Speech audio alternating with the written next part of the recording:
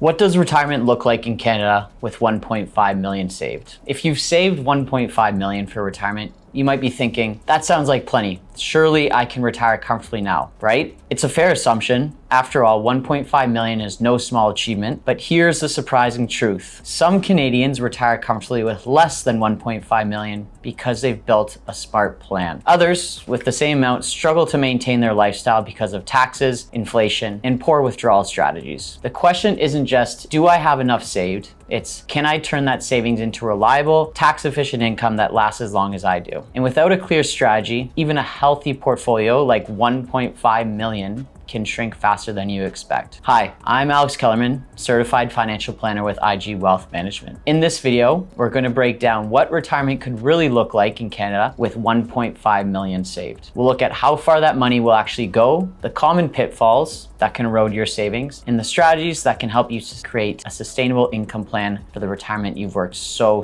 hard for. Part 1, why 1.5 million isn't a guaranteed retirement pass. When many Canadians see 1.5 million on their statement, they think that's a lot of money. I should be able to retire comfortably, right? But here's the reality. Retirement is not just about how much you've saved, it's about how you use it. Think of 1.5 million like owning a high performance car. It's powerful, but if you don't know how to drive it properly, if you hit the gas at the wrong time or ignore the warning lights, it can break down sooner than you think. Here are 3 key factors that determine whether 1.5 million is enough. The first one, your lifestyle goals. Will you travel every year, replace your vehicles every 8 to 10 years, help your children or grandchildren financially, or are you planning a simpler, low-cost retirement close to home? Number 2, your fixed and variable expenses. Housing, property taxes, groceries, utilities, healthcare costs don't stop when you do. Add in discretionary spending, and your needs can vary widely from someone else with the same amount saved. Number 3, how you withdraw your money. Pulling large amounts from RRSPs at the wrong time can create big tax bills. And without a proper drawdown strategy, you could trigger OAS clawbacks, meaning you lose part or all of your government benefits. The bottom line is 1.5 million gives you options, but it's not a guarantee of financial freedom unless it's managed properly. Part 2, what 1.5 million actually buys you in retirement. Let's run through some numbers. Imagine your 1.5 million is divided like this. RRSPs, $1 million, TFSAs, 200,000, non-registered investments, 300,000.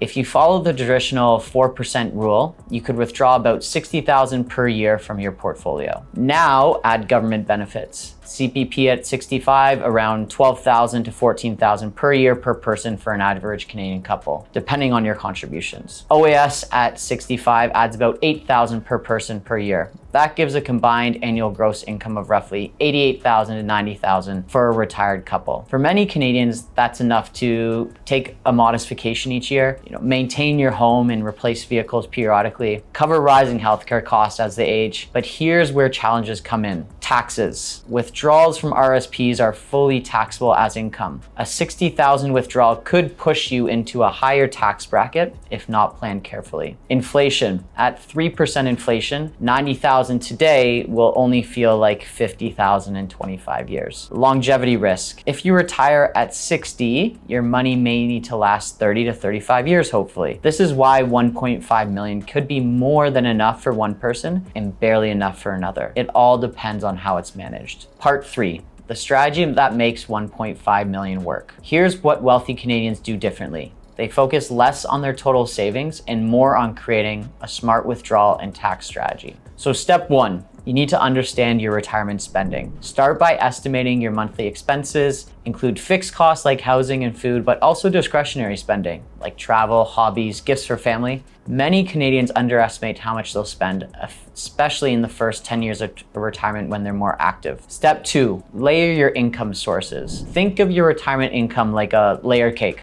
You have your base layer, which is CPP and OAS, your guaranteed government benefits. Your next layer, RRSP or RRIF withdrawals. Then you have your tax-free layer, TFSA withdrawals to avoid pushing your income into too high of a tax bracket. That top layer, those non-registered accounts for additional flexibility. By mixing withdrawals carefully, you can reduce your overall tax bill and keep more money working for you. Step 3, plan your longevity and market volatility. Your portfolio needs to last potentially 30 years or more. A balance of conservative withdrawals and growth-focused investments helps ensure you don't run out of money too soon. For example, withdrawing $40,000 from your RRSP and $15,000 from your TFSA each year might help you stay in a lower tax bracket and avoid OAS clawbacks, all while meeting your income needs. Part 4, mistakes that can drain your 1.5 million faster. Here are 3 mistakes I see Canadians make, often without realizing it. 1, waiting too long to start RRSP withdrawals. Deferring withdrawals until age 71 may sound smart, but it can backfire. At 71, you're forced to convert to a RRIF and take mandatory withdrawals, which could push you into